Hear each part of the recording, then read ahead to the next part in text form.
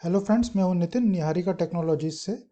आज का ये वीडियो में हम देखेंगे कि 20 तरह के टैली के इन्वॉइसेस, कौन कौन से 20 तरह के टैली के इन्वॉइसेस हम कॉन्फ़िगर कर सकते हैं या बना सकते हैं फ्री ऑफ कॉस्ट, बिना किसी टीडीएल के। सो आइए शुरू करते हैं। तो ये पहला है जो एक नॉर्मल इन्वॉइस है, जिसमें कंपनी का नाम ऊपर आ जाता है, कंपनी की डिटेल आती है, जिसको हम बेच रहे हैं उसकी डिटेल आती है, और राइट साइड में जो भी ऑप्शन चाहिए उसको हम कम ज़्यादा कर सकते हैं। इसके अलावा आइटम की डिटेल आती है, कोड HSN कोड आता है, क्वांटिटी, रेट, अमाउंट आ जाता है, फिर जो टैक्स है वो आ जाता है, नीचे टोटल अमाउंट आ जाता है। अब ये टैक्स किस हिसाब से कैलकुलेट हुआ है नीचे GST एनालिसिस में हमें दिखाई देता है। तो सो ये बेसिक है, फर्स्ट टाइप की इन्वाइस आपको देखने को मिलेगी। अब हम दूसरा देखते हैं। दूसरे में यदि आपको कॉन्टैक्ट पर्सन का नाम और मोबाइल नंबर डालना है तो वो भी हम डाल सकते हैं। ठीक है, अलग से ऑप्शन रहता है, तो वो हम इन्वॉइस में प्रिंट हो जाएगा, जिससे कि जिसको भी आप इन्वॉइस देंगे उस पर कॉल करके वो वहाँ पे उसको माल डिलीवर कर सकता है। अब तीसरी तरह की इन्वॉइस है कि मान लीजिए कि आप बिल आइटम करते हैं, मतलब एक कुछ आइटम होता है जो एग्जाम्प्ट आइटम है, नॉन टैक्सेबल आइटम है, और साथ में टैक्सेबल आइटम भी है। तो अगर आप ऐसा कोई भी आइटम है जिसमें टैक्स 0% आता है, अगर उसको बिल करते तो यहाँ टैली जो नाम है, टाइटल है, ये ऑटोमेटिकली चेंज कर देता है। Invoice come bill of supply ये ऑटोमेटिकली कर देता है, हमें नहीं करना पड़ता। तो इससे काम आपका आसान हो जाता है। तीसरा, मान लीजिए कोई एग्जाम्प्ट आइटम ही आप बेचते हैं, मतलब आप टैक्सेबल आइटम बेचते ही नहीं है। ठीक है, आप नॉन टैक्सेबल आइटम ही बेच रहे, तो भले ही आपका GST नंबर है, लेकिन वो बिल ऑफ सप्लाई इसको ऑटोमेटिकली कॉन्फ़िगर कर देगा। तो ये टैली की खासियत है। ठीक है, आपसे मतलब भले ही आप गलती कर रहे हो, बट टैली उसको सुधार देगा। इसके अलावा मान लीजिए कि आपका जो कंसाइनी है, जहाँ पे आप माल भेज रहे हो, उसका एड्रेस अलग है। ठीक है, और बायर का एड्रेस अलग है, तो हमारा टेली आपको प्रोविजन देता है कि कंसाइनी अलग से कर दो। ठीक है, तो हम बिल टू और शिफ्ट देख रहे हैं, आप यहाँ पे बिल टू बायर है और कंसाइनी शिफ्ट टू, दोनों का एड्रेस हम दो एड्रेस हम एक ही इन्वॉइस में प्रिंट कर सकते हैं। इसके अलावा अगर आपको अपने बैंक डिटेल जो हमें इनवॉइस में प्रिंट करना, ये कॉमन फीचर है। बैंक डिटेल आप जो बैंक चाहे वो आप प्रिंट कर सकते हो, बदल सकते हो, जितनी बार चाहे उतनी बदल सकते हो। बट नॉर्मली जो हम एक बैंक सेट करते हैं वही प्रिंट होता है। आपको उसको बदलना है तो उसको कॉन्फ़िगर में जाके बदलना पड़ता है।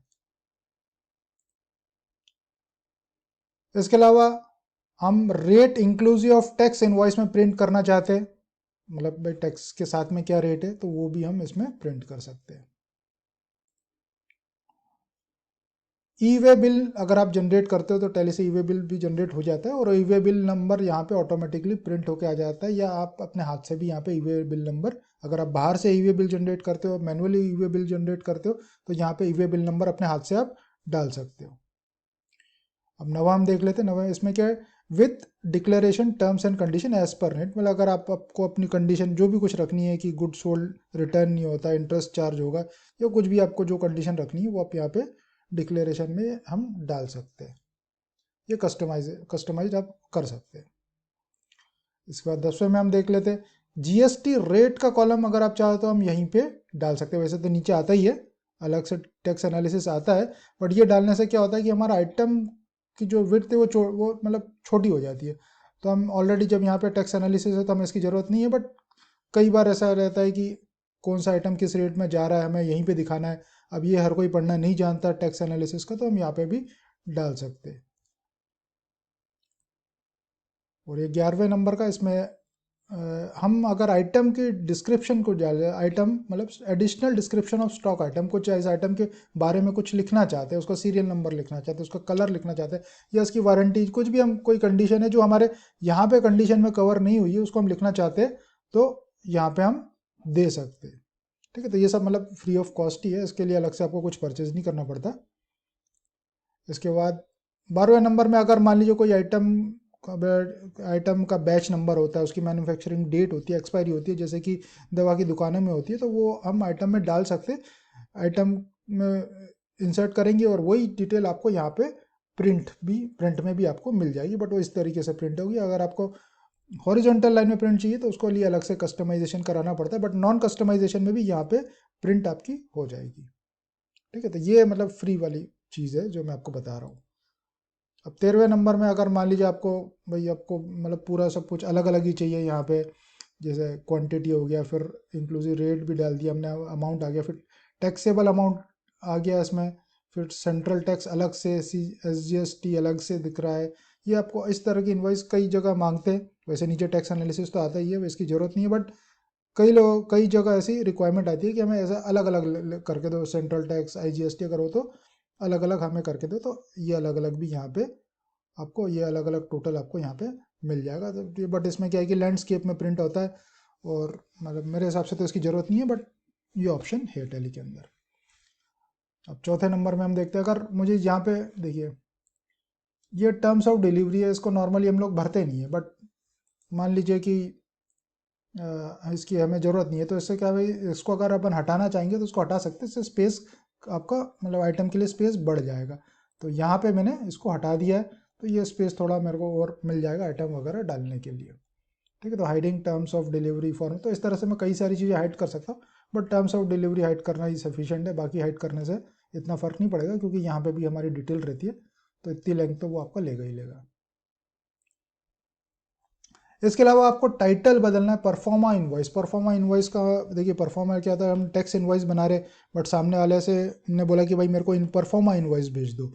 तो परफॉर्मा इनवॉइस क्या होता है कि इसका कहीं पे भी अकाउंट से इन्वेंट्री में कोई इसका इम्प्लीकेशन नहीं होता, सिंपल एक कागज़ होता है कि हमने सामने वाले को दिया है, या पार्टी से भाई बोल रहा है कि भाई पार्टी बोलेगी हाँ अब हम आपका पेमेंट करेंगे, आप हमें बाद में, बट पहले आप परफॉर्मा इनवॉइस भेज दो हमें, तो हम परफॉर्मा इनवॉइस टाइटल चेंज कर सकते हैं। ये बड़ा आसानी से उसमें हो जाता है, ऑप्शनल फीचर करके इसमें रहता है, उसको क्लिक करेंगे तो परफॉर्मा इनवॉइस टाइटल ऑटोमेटिकली बदल जाएगा।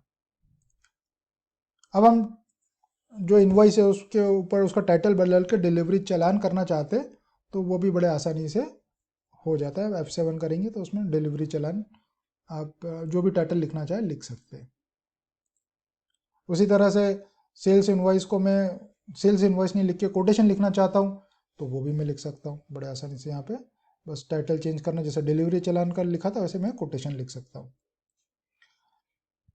इसके अलावा मुझे डिस्काउंट देना है, तो डिस्काउंट का कॉलम यहाँ पे हम ऐड कर सकते हैं। ये फ्री ऑफ कॉस्ट है, आप डिस्काउंट डालेंगे ऑटोमेटिकली डिस्काउंट लगेगा और उस हिसाब से कैलकुलेट हो जाएगा।